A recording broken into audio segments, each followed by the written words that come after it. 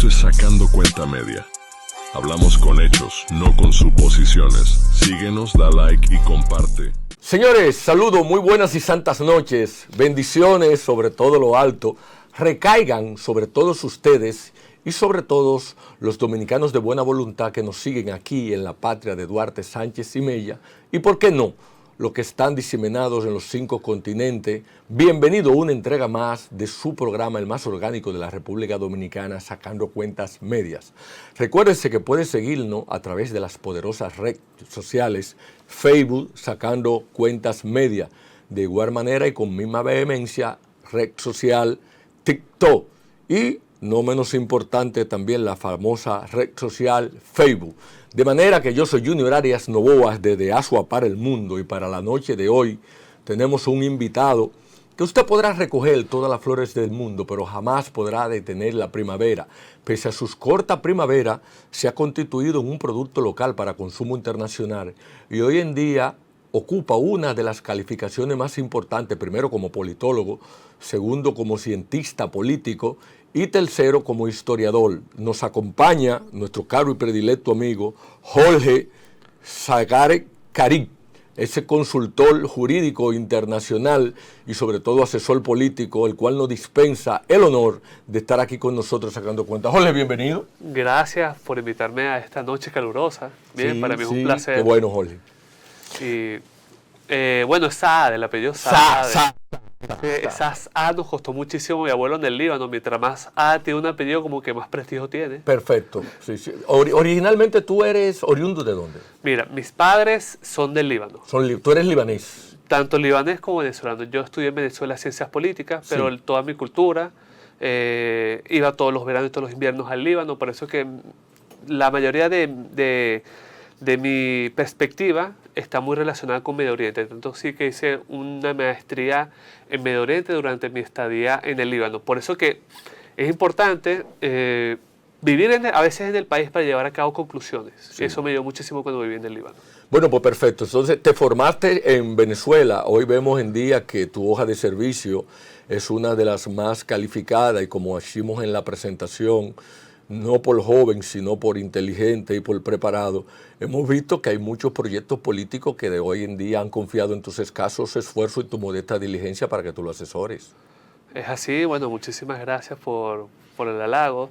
Formo parte de uno de los pequeños grupos que están detrás de cámaras en este hermoso espacio, en ayudarlos en cualquier tema de análisis. Créanme, ustedes lo que ven aquí es una pequeña parte, como la cúspide de ese iceberg, este gran equipo que estamos acá para formar y llevar a cabo adelante este proyecto. Ok, perfecto. Bueno, nosotros queríamos aprovecharte y de hecho fue nuestra razón de ser fundamental. Tú sabes que nosotros, como país tercermundista, hay mucha desinformación con relación a lo que está pasando a nivel internacional, el conflicto que tiene a nivel internacional. ¿Tú puedes comentarnos algo de cuál es la problemática que existe entre Yemen e Irak y asuntos internacionales? ¿Cuál ha sido la posición?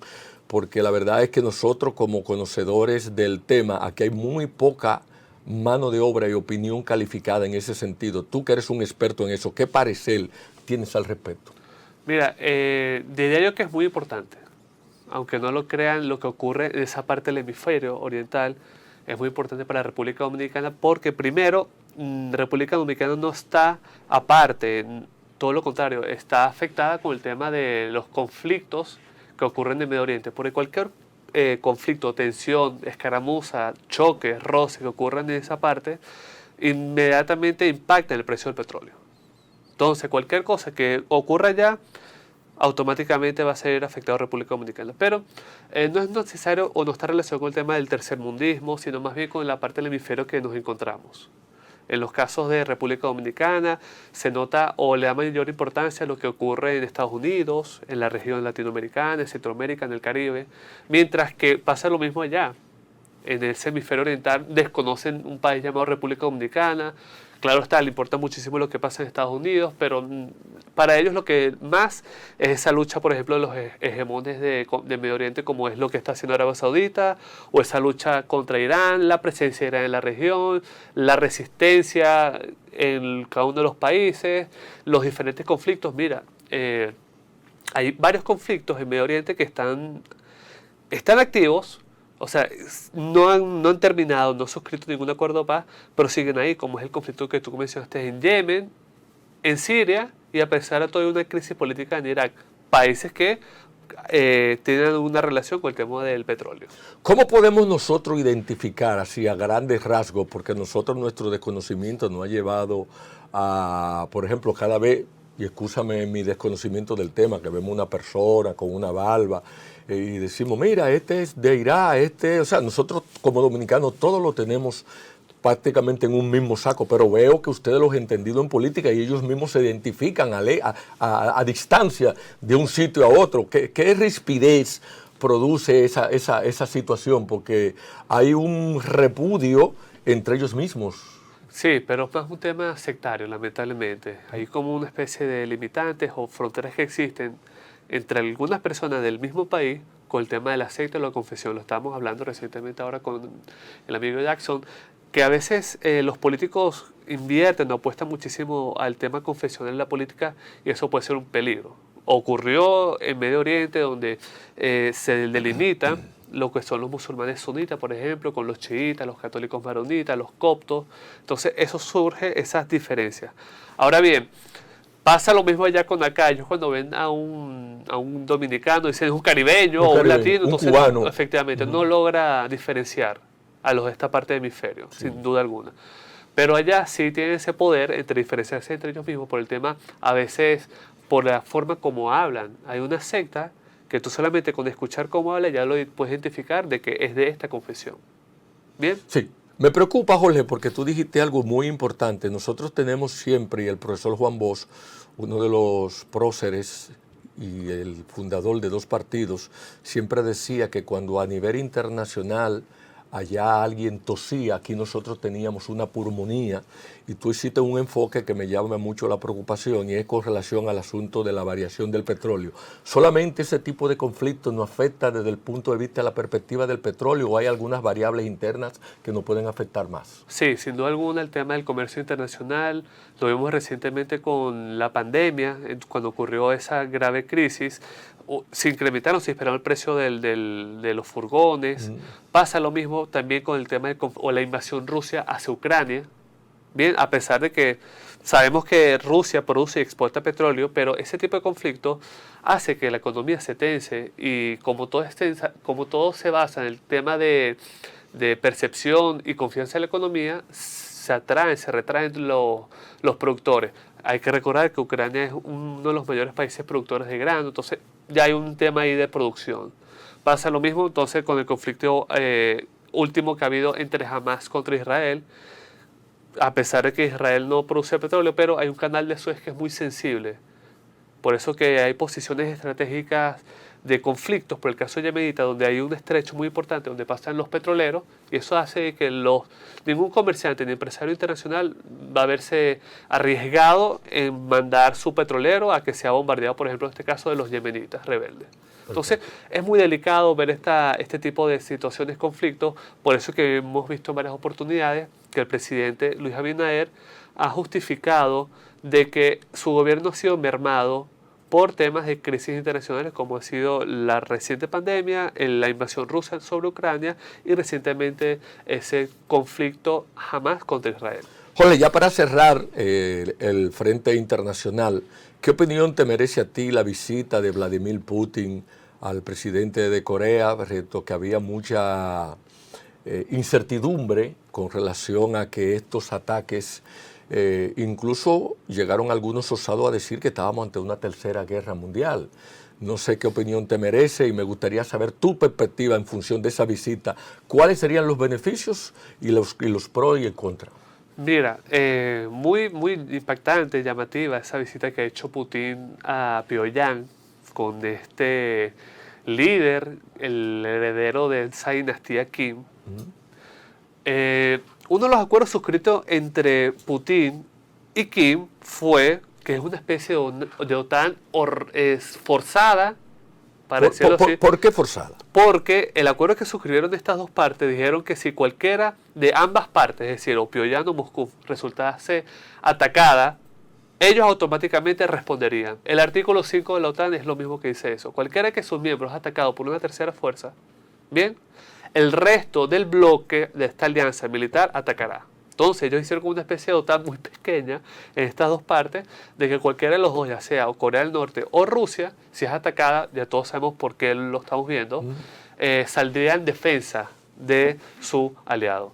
Eso es un tema muy interesante, me llama muchísimo la atención. Hay que recordar que hace 4 o 5 años, esa misma visita que hizo Kim, lo recibió fue al mismísimo Trump, el primer presidente de Estados Unidos, que no solamente cruza la frontera entre los dos países, sino que también se reúne con ese jefe de Estado que es el norcoreano. Entonces, está buscando aliados Putin en la región, sobre todo en la parte asiática, para que le dé una especie de oxigenación, apoyo o cualquier tipo de estrategia que puede servir de catalizador para hacer frente a su frente que ha hecho en Ucrania.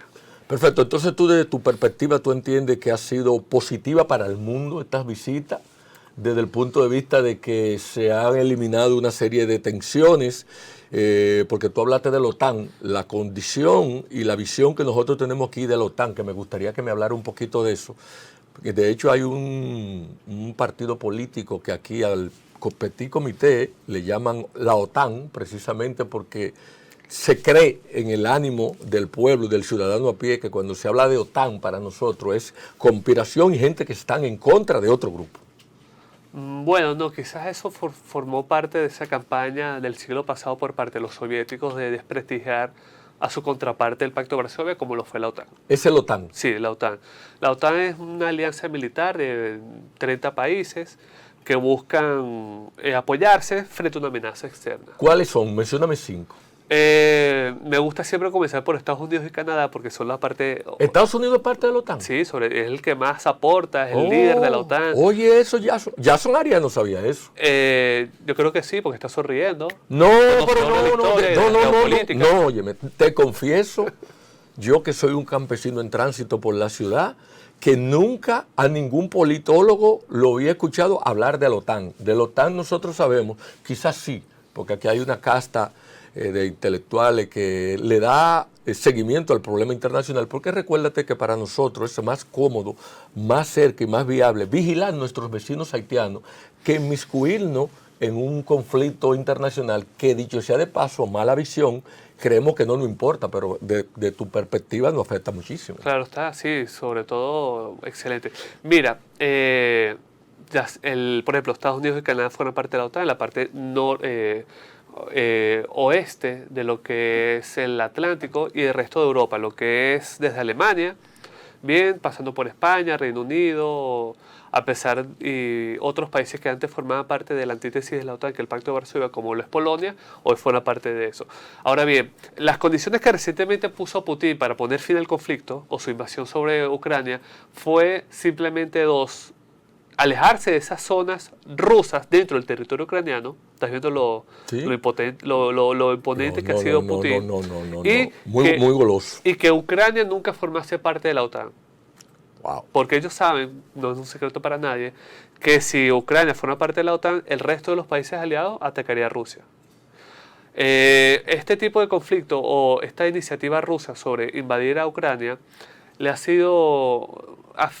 creado como que el escenario menos deseado. ¿Por qué lo digo? Porque ya vemos una Suecia que fuera parte de la OTAN y vemos que una Finlandia también lo hace, frontera directa con Rusia, que es lo que no buscaba Rusia. Entonces parece que no le ha salido muy bien en los pasos políticos, estratégicos, geopolíticos por parte de Putin, y por eso busca otra parte del hemisferio, hacia Corea del Norte, quizás haga lo mismo, aunque no lo creo, con Irán o con otros países para hacerle frente a Occidente. No, y que déjame decirte una cosa, tú sabes que hay mucho temor con esta dinastía norcoreana, porque dicen las malas lenguas, y la mía que no es muy santa, que el tipo amanece un día de un folio y un día va a venir un tipo y le va a dar un botón y vamos a desaparecer todo del mundo. Esa es la perspectiva que se tiene, el temor. Por último, ya no menos importante, porque quiero aprovecharte para que regresemos aquí al frente local. ¿Qué tú entiendes cuál ha sido la perspectiva, la posición del gobierno a nivel internacional a través de medidas de Cancillería, si ha sido la correcta que hemos tomado ante la eminente situación que se presenta ahí? ¿Ha sido buena la posición del gobierno en ese sentido? Sí, en los escenarios Porque se le ha internacionales, criticado mucho. Bueno, quizás un poco con el tema haitiano. Sí. No te voy a mentir, quizás en materia de esa política exterior dominicana hacia Haití ha sido muy controversial. Quizás Pero no ¿por lo qué? esperaba ¿Pero muchísimo. por qué? Porque quizás hay unos sectores o unas tendencias dentro del país que son un poquito más radicales. Aquí. Sí. Busca una política exterior más radical frente a la moderada que está llevando a cabo el presidente. Ahora bien, en el resto del mundo, de la política exterior dominicana, por ejemplo, hacia Medio Oriente, ha sido plausible porque han enviado muy buenos, tiene una serie de ideólogos y ejércitos diplomáticos que han llevado muy buena y han mantenido la relación entre los dos países, excelente. Pero, y a nivel regional también, con el caso de Estados Unidos, muy bien, recientemente va a venir por primera vez desde hace muchísimo tiempo un embajador americano. Sí, ya se anunció. Algo plausible, creo que sin duda alguna fue producto de esa exitosa visita que hizo el presidente a Washington, como que tratando de solucionar, a pesar de todo y lo que estas partes radicales piensan, Estados Unidos es muy importante para la República Dominicana, en materia comercial, en materia económica, en materia de inversiones extranjeras. La proyección que tiene Estados Unidos a la República Dominicana es importantísima y no tiene que abandonar a ese importante socio. Perfecto. Bueno, mira, yo te veo muy cómodo. Este es un programa que no es cómodo para nadie porque se trata de sacando cuenta. Ahora yo te voy a hacer una pregunta. Tú como libanés y como, vamos a decir, igual que la esposa del presidente, doña Raquel Albaje, que han hecho para mí un trabajo impecable. ¿Entiendes tú que la posición que ha adoptado Luis ha sido la correcta en cuanto a enfrentar el tema haitiano? Déjame comenzar por lo más simpático. Me dices que me siento cómodo en este programa, es así, es un hecho porque me siento en familia, Qué me bueno. siento como en casa. Qué bueno, qué bueno. Sería yo como el otro hermano de la familia Arias. Así es. Ahora bien, yo creo que pasó la prueba el presidente Luis Abinader en torno a su política exterior dominicana hacia Haití. Pudo haber sido peor. Un ejemplo sucinto con respecto a ese tema para evaluar si fue bueno o no, Sí. fue el caso de la llegada del ex primer ministro, ¿se acuerdan, no? Ariel Henry, Sí. al aeropuerto. Sí, sí, sí. Sin duda alguna, el presidente, como muy bien asesorado, tomó la decisión de no recibirlo porque eso pudo haber traído Consecuencias. sin duda alguna. Sí, sí. Tiene que a veces ponerse en lugar de los jefes de Estado que sienten... Hay un protocolo. Un protocolo muy importante. Cualquier decisión que tomes, cualquier palabra que hagas, cualquier seña que tú emitas en política exterior puede ser muy, muy consecuente. Hasta el mismo caso de no responder, el no decir nada, es una respuesta, lo estás aceptando. Lógico. Entonces, el tema, sucintamente, agarrando aleatoriamente cualquier caso de esa política exterior dominicana hacia Haití, creo que fue muy plausible el no haber dado asilo político al ex premier haitiano en el país. Entonces, pero hay que tener un poco más de paciencia, hay que conocer también la situación política que vive Haití. No hay una jefatura de gobierno, vive es un estado fallido. Es un estado totalmente fallido. En el siglo XXI asesinan un presidente, Imagínate. cosa que ya creíamos que la habíamos superado. Bueno, perspectiva, ¿qué tú entiendes de manera inmediata que puede pasar a nivel internacional para bajar la rispidez? Porque la verdad es que nosotros hemos tenido, Jorge, una invasión pacífica de nuestros vecinos haitianos. No somos hermanos, porque no han querido inculcar porque, valga el término, Haití es una de las primeras repúblicas negras en independizarse. Es un problema que viene de años. Yo creo que Luis ha enfrentado con mucha gallardía y le ha costado políticamente dar una serie de pasos, y por eso es que siempre está en la palestra pública los karatecas de la maldad y francotiradores de la mentira que se aprovechan de ese gobierno, porque no es verdad que un conflicto es por un canal, por el agua, porque ese problema no es del agua, es un problema de las insignias, y lamentablemente ahora mismo Haití ha caído en un estado fallido que está controlado por las bandas. Totalmente ¿Qué de acuerdo. opinión te merece eso? Bueno, me voy a basar con lo que yo he visto en las encuestas. Cuando le preguntamos a los dominicanos cuáles son las problemáticas que más te agobian en materia de Haití, han sido estas tres siguientes. La primera es la inmigración ilegal haitiana sobre el país. ¿Ustedes ese tema lo han encuestado? Sí. Pero a mí nunca me han preguntado. Es que Pregúntame a mí. Bueno, te voy a preguntar, imagínate que estamos tú y yo uno gallo. Sí, perfecto. Vamos a hacer el ejercicio. Problemáticas que más te afectan de tu día a día, que son responsabilidad del gobierno nacional, ¿cuáles serían? Bueno, ahora mismo es que el 95% de la mano de obra barata y media cara la están ocupando los haitianos. Por ejemplo, te voy a citar un caso. Yo ayer fui a comprar 3 comidas a un restaurante chino quien me atendió fue una haitiana, la que estaba biodependiente y la cocinera estaban hablando en creol. Yo no entendía nada de lo que estaba pasando. Eso a mí me afecta. Suele pasar.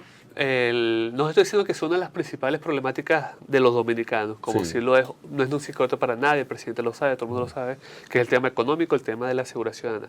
Pero en segundo lugar, sí la gente menciona y enumera como el caso de la inmigración ilegal haitiana, uno de los principales. La segunda es la situación frontera con el país vecino.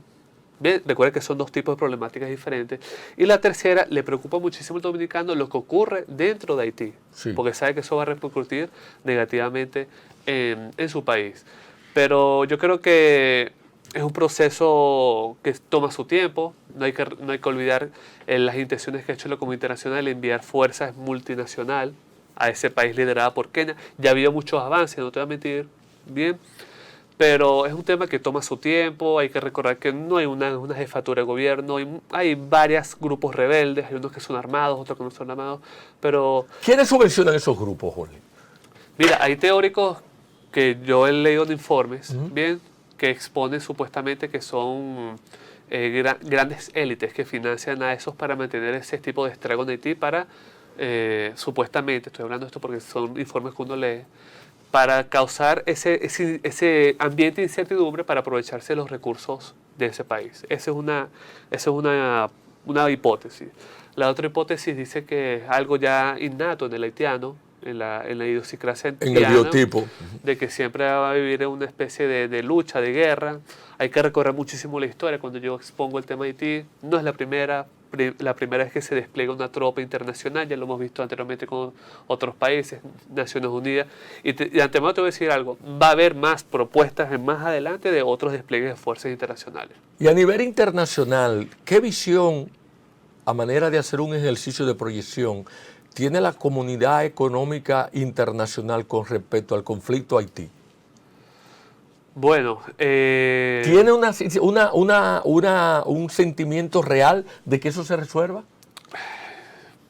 cuando habla de comunidad internacional económica, ¿te refieres a Banco Mundial? Banco Mundial Fondo y ese Monetario tipo de cosas. Internacional. Fondo Internacional. Bueno, ellos, claro que sí, les llama muchísimo la atención de que Haití debe recuperarse para que cuando lo haga, suscriban una especie de acuerdo de entendimiento con estos actores para darle dinero y que mediante eso el país avance. Una de las más importantes necesidades que yo lo he visto en los conflictos de Medio Oriente es esa necesidad, después de que el conflicto termine, en reconstruir el país. Es muy importante. Hay un país que va a estar destruido, a pesar de que no ha sido una guerra activa como la yemenita o la siria, Sí, sí, pero es correcto. una oportunidad única que tienen los inversionistas, los haitianos y por qué no los dominicanos, en invertir en la reconstrucción de Haití y la activación de la economía haitiana. Tú sabes que a mí me sorprende porque al igual que Cuba, hay los haitianos que son los de a pie, los que pican la calle, pero también una de las diplomacias más capacitada es la que se prepara de Haití en las Sorbonas de París.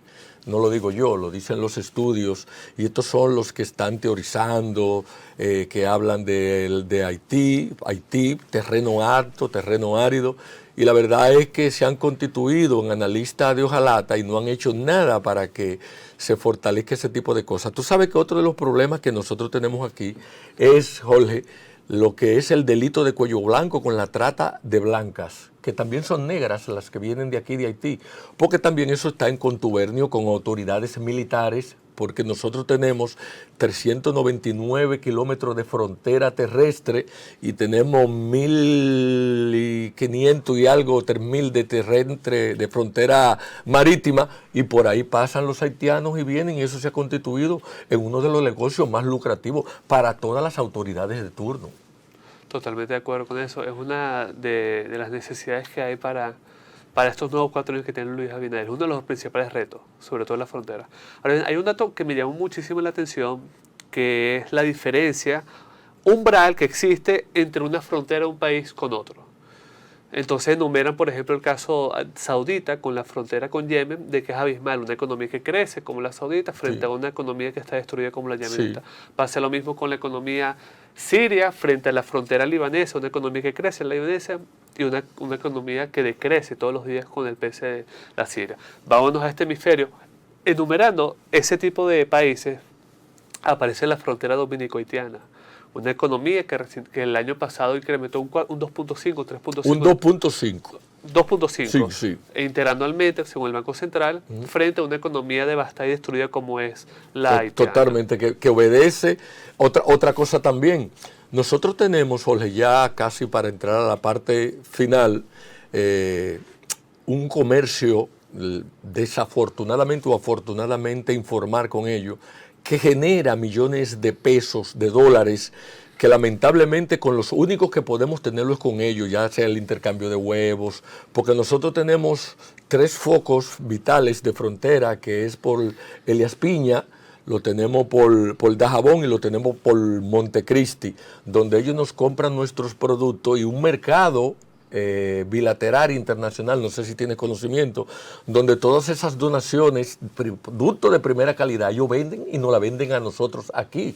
Y entonces la verdad es que hay veces que cuando se cierra la frontera, se siente esa recesión de una y otra forma, y eso va en detrimento de lo que es el microempleo y el empleo informal. Sí, totalmente de acuerdo. Hemos visto cómo se redujo las exportaciones del país desde que hubo ese conflicto que agravó la frontera de ambos países. Cuando se cerró la frontera de dominico-haitiana, se redujo las exportaciones, se redujo la economía, se incrementó la balanza comercial negativa producto a eso. Ahora bien, vamos a verlo como yo se lo expongo a mis clientes. Según una ideología liberal, que le gusta muchísimo la parte comercial, dice, vamos a mantener la frontera abierta, vamos a posponer ese tema nacionalista y vamos a seguir comerciando con los haitianos. Okay. Mientras que hay una ideología totalmente nacionalista que contrapone a la liberal, más conservadora, que dice todo lo contrario. Vamos a cerrar las fronteras, vamos a estudiar, vamos a buscar otros tipos de actores. El presidente lo ha hecho, fue a Guyana, bien, para como sustituir o compensar esa baja con los haitianos con los guyaneses. Y es lo que buscan ellos. Vamos a cerrar la frontera, vamos a darle prioridad a la economía del país, vamos a buscar otro tipo de mercado, porque para nosotros es muy importante el tema de Haití. Bueno, señores, estamos con don Jorge, un analista internacional. A mí me ha convencido. Jorge, no puedo dejarte de ir. Sé que tú vas a venir ya como invitado permanente, de conformidad, como me ha dicho la gerencia, pero tengo que decirte, me interesó mucho cuando hablaste de tus clientes, que básicamente es el marco político de la geopolítica internacional. Nosotros tuvimos un proceso que hace días salimos de un proceso donde el honorable presidente resultó ganador, independientemente de que bajó en el asunto de las encuestas, y fue producto de unas alianzas entre 20 y tantos partidos que lo apoyaron. Y me interesa 2 preguntas, y la primera es el tema de las encuestas. ¿Hasta qué punto se han desacreditado? ¿Hasta qué punto se han acreditado? ¿O es cierto el mito de que el que compra la encuesta pone los números?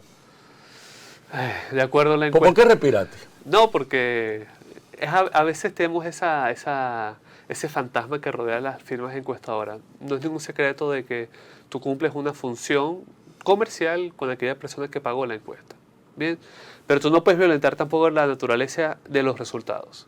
Tú puedes, en el peor de los casos, como que seducir ese 5% más o menos de margen de error. Del margen de error. Sí, pero hay unos que yo he visto en los medios, que son los que mayormente no cumplen esa transparencia o esas instrucciones por parte del que pagó la encuesta, de que están muy alejadas de la realidad. Lamentablemente, el dominicano, yo lo he estudiado, ese comportamiento electoral dominicano, le gusta mucho votar o apoyar por ese candidato que va a ganar. No le gusta un gallo perdedor, no le gusta un gallo derrotado, o en su defecto, aquel gallo que puede generar como competencia. Bien, y lo vimos en las recientes elecciones. El tema de las encuestas es muy importante porque te conoces a ti cómo estás en el terreno, conoces mucho cómo piensan tus electores, y de ahí parten muchísimas de tus políticas públicas, tus promesas, tus campañas, a qué tengo que invertirle más, a cuál sea a las mujeres jóvenes, a los adultos mayores de 35 años. Y eso te ayuda muchísimo. Tiene una dinámica. Claro. Ahora, diferencia entre el manejo ya como consultor político de unas elecciones presidenciales o de un candidato específico como fueron las municipales, que yo, por ejemplo, te puedo decir que voy como síndico de determinada provincia. ¿Qué diferencia hay a nivel de encuesta como método científico hacerle un perfil a un candidato o no a un partido político? ¿Es la misma metodología? Mira, muy buena pregunta. A veces le preguntamos... ¿Oíste, Yaso? Sí. Muy buena pregunta, ¿eh? Yo estoy agradecido porque has sido como que condescendiente conmigo y no me has atacado tu naturaleza en los otros programas. Me has convencido. Quizás es la noche que salió buena. Sí, me ha convencido y no quiero que este programa se acabe. Sí. A nuestros oyentes les aseguro que nos van a ver más seguido si fueron parte del programa.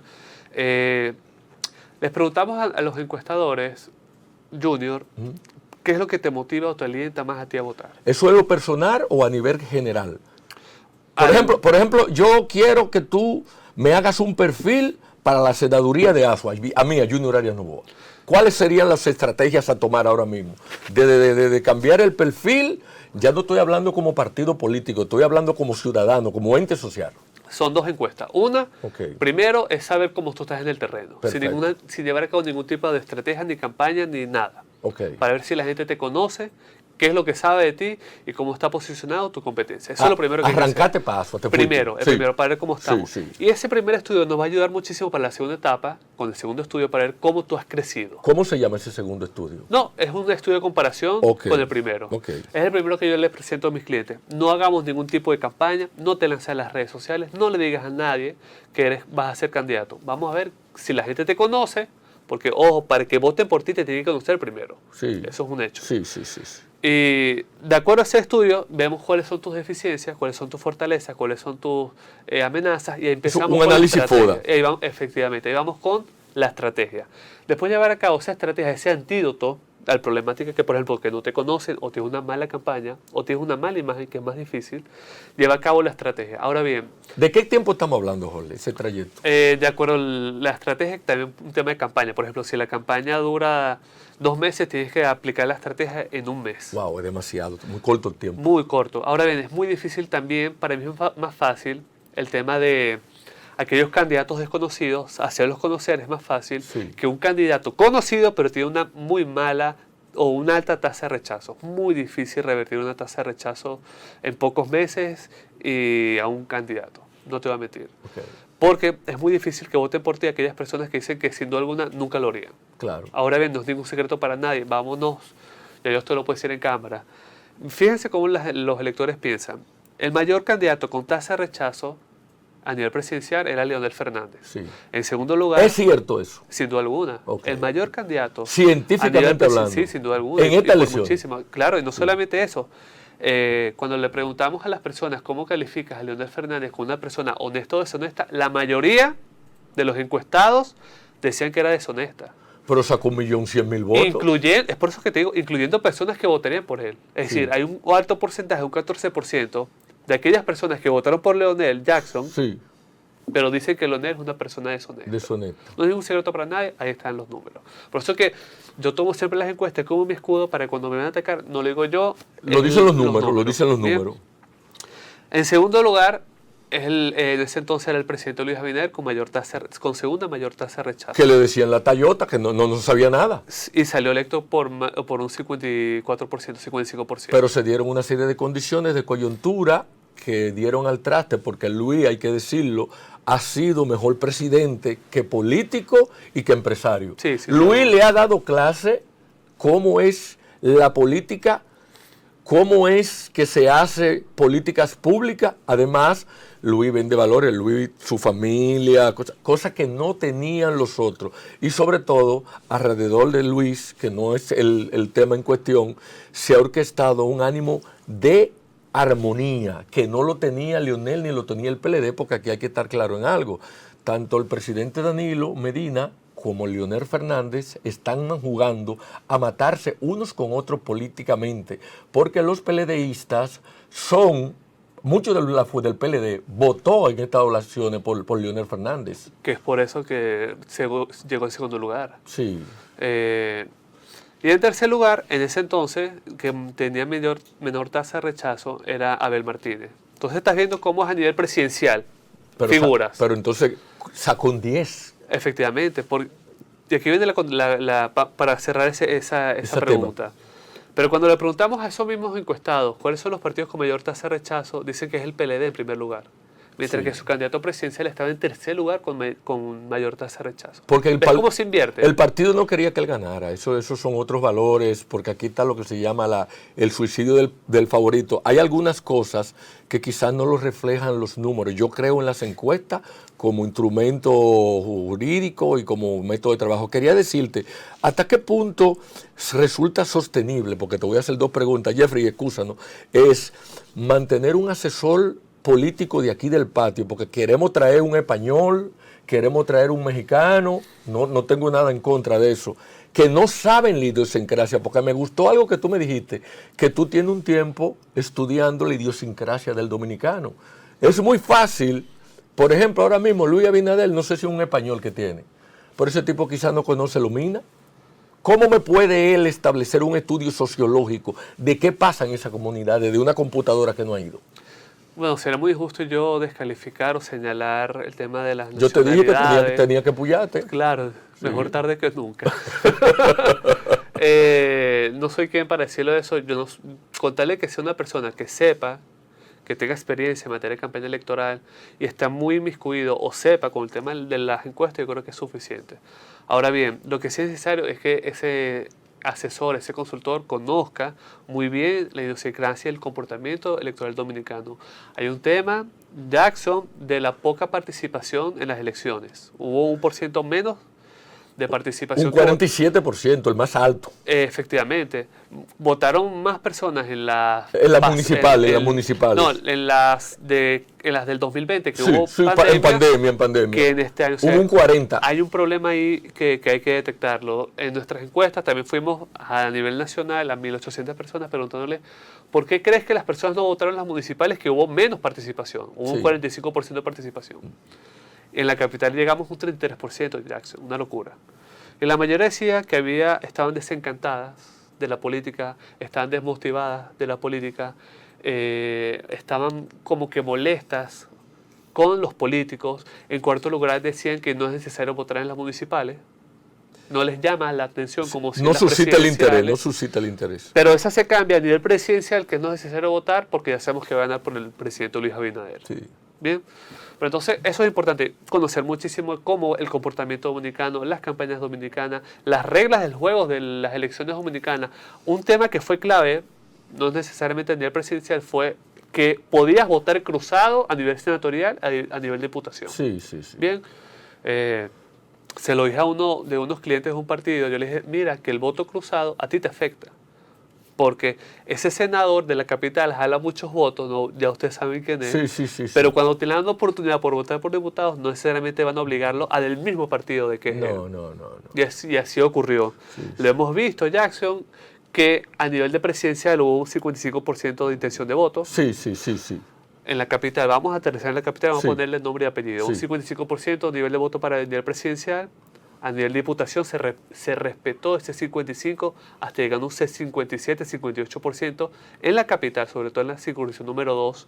Pero a nivel senatorial se invierte a favor de la fuerza del pueblo. Es decir, no hubiese pasado eso si hubiese un voto arrastre. Un voto de arrastre, correcto. Bueno, ya por último y no menos importante, tú sabes que ahora en agosto el honorable presidente Luis Rodolfo Abinader Coroma asume su segundo periodo, su segundo mandato. Tú sabes que ha sido objeto de un apoyo rotundo de un 12% que le aportaron los partidos aliados. No hay cama para tanta gente. Hay un disgusto generalizado con muchos de los funcionarios de Luis.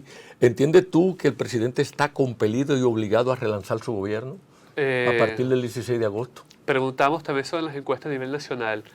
¿Qué es lo que más te gusta de Luis Abinader? En primer lugar estaba su actitud y otra cosa que era una persona honesta. Sí. Una de las cosas de que le preguntamos de las oportunidades, de que qué crees tú que debe hacer Luis Abinader para mejorar. Sí. En segunda posición estaba un cambio de gobierno. Perfecto. Solicitaban un cambio en el tren ministerial, que es lo que posiblemente haga el presidente Luis Abinader. Sí. Va a ser un poco más tecnócrata, ya tiene más experiencia gobernando, ya conoce Las intríngulas y las intríngulas. Ya él conoce mucho de las problemáticas, quizá haga un cambio. Yo creo que va a ser más tecnócrata, que más amiguismo, más de partidocracia a nivel de mencionar y nombrar los próximos ministros. Con respecto a la importancia de los micropartidos para el PRM, lo ayudó muchísimo. Evitó una segunda vuelta. Sí. Junior, el PRM a nivel presidencial, solo sin alianza, tuvo un 49%. Es decir, lo condena a una segunda vuelta. Por eso esa importancia de suscribir acuerdos con los micropartidos. Ahora, ¿qué hace? Ahora, ¿qué hacemos con esos partiditos? Porque ahora hay que darle. Lamentablemente así funciona la política. Exactamente. Gracias a ese acuerdo que suscribí con ustedes, evitó una segunda vuelta, pero creo que debería ser proporcional a los votos. Sí. A los votos no, porque te voy a decir otra cosa. Por último, y no menos importante ya, que queríamos, y eso lo vamos a hacer para otro programa, señores, gracias. Estuvimos aquí con un experto, como decíamos, Jorge no tan solo es joven, sino que es preparado. Este relajo también, Jorge, de los partidos políticos, porque por ejemplo Jeffrey, que es nuestro director general, y conjuntamente con Vidal, nosotros estamos inmersos en lo que es preparar un partido político multinacional llamado Te Lo Dije, porque aquí lo más fácil es cuando tú te avecinas a un programa y tú fallas en cualquier tipo de cosa, yo decir, Jorge, te lo dije. Entonces, la verdad es que yo entiendo que en materia de consultoría política hay un reto muy grande, porque este es un país que tiene más partidos que escuela. Y como tú dijiste ahorita, no puede ser posible que 60 y pico de partidos no hayan llegado al 1%, 0.66, y todavía tengan la personalidad jurídica de que son partidos políticos y deben ser movimiento, porque si no vamos a seguir con una solidaridad fraudulenta independientemente de eso, y yo pienso que ustedes como consultores jurídicos van a jugar, y políticos, un papel muy importante.